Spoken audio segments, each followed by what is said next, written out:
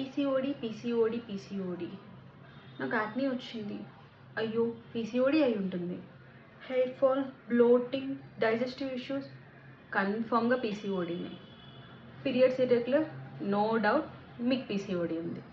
నిజమేనా ఇది? ఎప్పుడైనా ఆలోచించారా? అన్నిటికీ రీజన్ ఓన్లీ పీసీఓడినేనా? ఇంకేమైనా ఉంటుందా? ఆలోచించారా? జస్ట్ ఆలోచించి చూడండి. పీసీఓడి ఒక్కటే రీజన్ కాదు. చాలా ఈజీగా ఒక మనిషిని బ్లేమ్ చేసినట్టయితే పీసీఓడిని బ్లేమ్ చేసేస్తూ వస్తున్నాం ఇన్ని రోజులు.